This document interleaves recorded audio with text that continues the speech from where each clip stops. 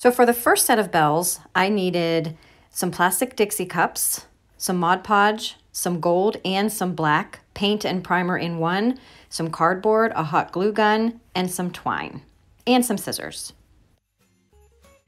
So for the bells that I did using the plastic little Dixie cups, I wanted it to look like it had a little bit of a rim on the bottom, just to give it a little bit more, I don't know, can you say high-end look? You're using Dixie cups, but you know, just something to give it a little bit of extra something. So I took some glue and applied it to one of the cups, the majority of, you know, the top and the sides of the one cup, or the outer edge, I guess, and then put the other one on top of it and tried to press them together to make sure that it got some adhesion. And then I gave that a little bit of time to dry, and I did that with all three pairs. It also kind of gave it a little bit more stability, maybe a little bit more sturdiness than just one. I debated doing even three, but decided ultimately to just do all of them with twos.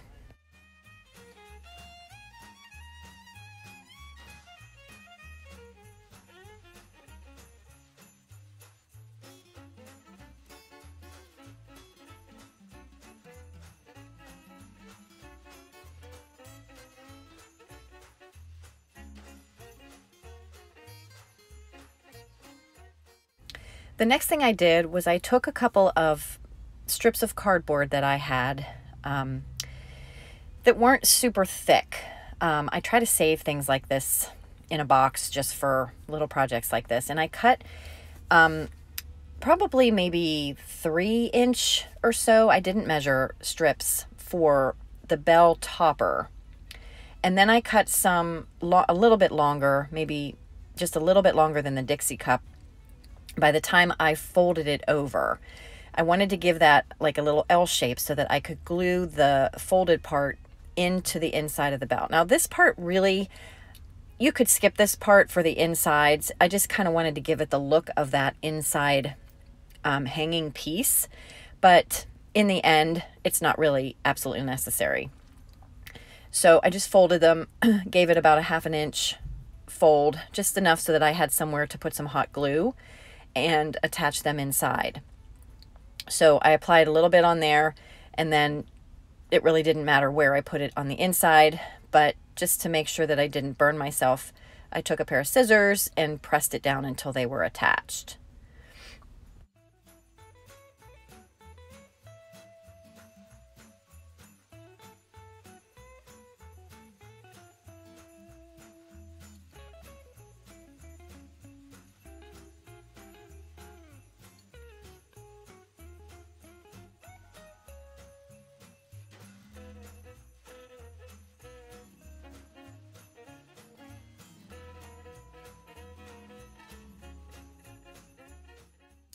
Then for the little bell topper, I just kind of folded them over so that I had maybe a 1/2 inch of overlap, and hot glued and pressed them in place and held them for a couple of minutes. Try not to burn your fingers, just to form a loop that I would be able to end up inserting the twine through to hang them from. So I used some pliers just to kind of press that shut until it was set and holding on its own. And then I also hot glued that to the top of the bell.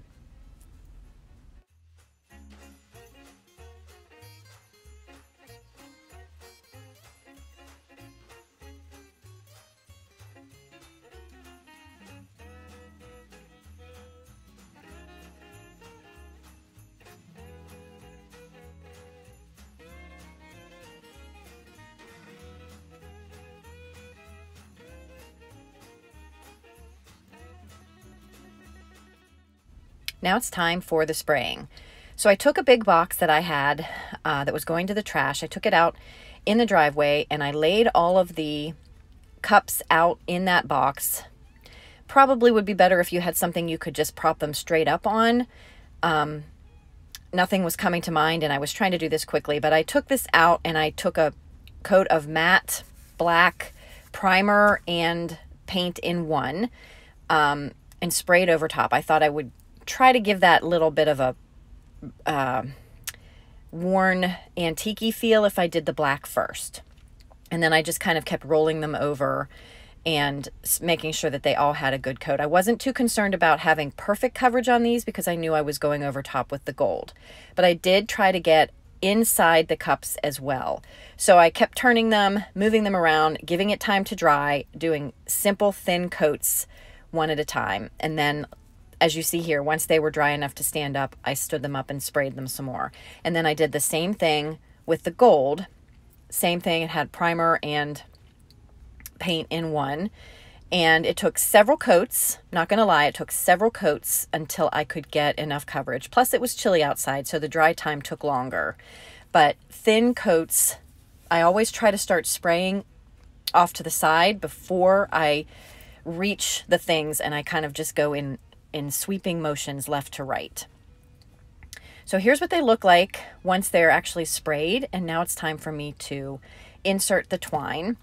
I took a long hard look at a lot of the fancy bells to see kind of what they looked like, and I had a hard time totally mimicking it, but what I ended up doing was threading one end of the twine. I had maybe a couple feet worth of twine, maybe a little bit more, and I thread one end through, and then I wrapped it back towards the bell, because ultimately I want a loop at the top, a continuous loop at the top. So I pulled that back towards the bell, and then the other end I pulled away from the bell, so that formed three strands of twine right there where I'm holding. So I'll show you again.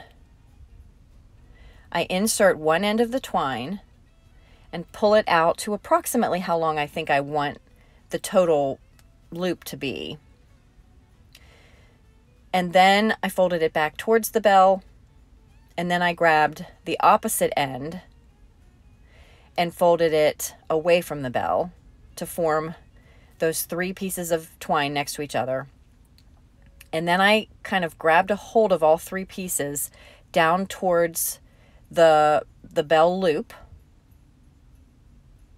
And what I needed to start doing was wrapping the one piece slowly around as close to the bell loop as I could. I wrapped it around and kind of held it in place, and then kept forming a loop, concentric circles, as far up as you like is how far you can go. I did about 4 maybe loops around, but you want to pull them tight as you go, and also kind of holding everything as you go. And then once you get to the point where you're happy with it, you kind of have to hold everything with one hand, take the other free end of the twine and tie a knot with the end you're holding in your hand. So the two ends end up getting tied in a knot. And then I try to pull that as tight as I can because I wanted it to be as inconspicuous as possible. I tied it as tight as I could, but I did need to make a double knot just to make sure it didn't come out, because I'm going to be cutting the ends off as close as I can to where I just wrapped. So there's the double knot, pulling it as tight as I can, straighten it out as much as you can, and then I clipped off the ends, the two ends. Not all the way down, I left just a teeny little bit, but pretty close down to where you wrapped. Now, if you have too large of a loop, when it's all said and done and you don't want that large of a loop, I would rather have a larger loop than a smaller loop. But if it's too large, you can always take the end of your loop and, tie another knot so that you have a shorter version. But I like these to be different lengths, so I kind of wanted some to be longer loops and some to be shorter. But like this, if you just take that end and tie a knot there, that gives you kind of 2 ways that you could hang it. And that shortens it up a little bit if you hang it off of the lower portion. But these are going to be tucked into some greenery, so you're really not going to end up seeing mine. And that's what I wanted these for. So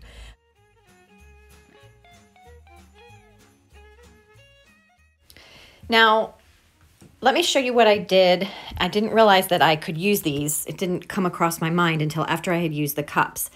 But I have these little buckets in the shop, and decided they might work just as well. So I spray painted them just like I did with the others and started the process the same way, except this time I did not use black as the base, but you still could.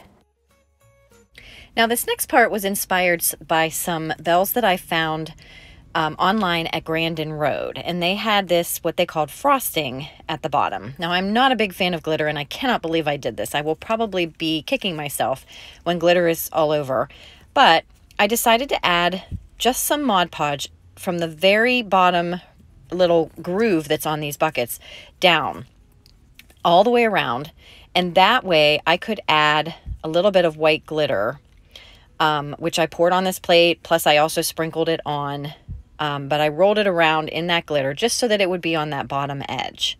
And that gave just a little bit of a two-tone look, a little bit of a frosting look. I will end up spraying these with a clear coat to try to hold that glitter in, but I still will surely be finding glitter in different places. But I thought this would be a nice little change. And if you're wondering about the hooks, yes, it does look like the hooks are in there. They're not in there permanently yet, but I'm going to explain that step next.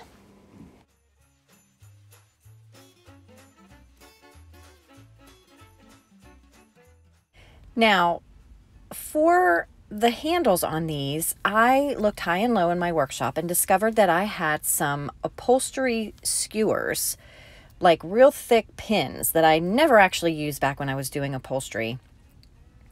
So I drilled some real tiny holes in the tops of the buckets and clipped off the majority of those upholstery screws, just enough that I could get them in, far enough that I could give a little dollop of glue on the inside to hold it in place. So now it's time to make sure that the little pieces that I cut, the upholstery skewers, are in secured. So I took a little bit of hot glue. The one I didn't quite cut long enough to actually poke through the inside. So I put a little bit of hot glue on the actual end of the skewer itself before placing it into the hole. I didn't want so much that it would seep out everywhere. But for the other ones that I did clip long enough to actually just poke through the inside a little bit, I put a little dollop of glue, hot glue, right over where they're peeking through on the inside, just to hold it in place. You could do both if you wanted. You could put some on the actual skewer itself and on the inside, just to be safe. So finally, just for my own sanity's sake, I decided to take some spray sealant and cover the entire thing so that I could get that glitter to kind of be more permanent, less likely to knock off everywhere. So I just used a regular polyacrylics. You can use Mod Podge. That comes in a spray. Any kind of spray sealer would be fine. And I prefer water-based for these. And I'm going to add the twine just like I did with the plastic ones. I really hope you like this project. I'm very happy with how they turned out. It would be great if you could hit the like button. And if you haven't subscribed yet to our channel, please do so that you will get a notification every week when we post a new video on Thursdays. And you can follow My Home Matters on social media over on Facebook, Instagram, and Pinterest. And we hope to see you next week. Thank you so much.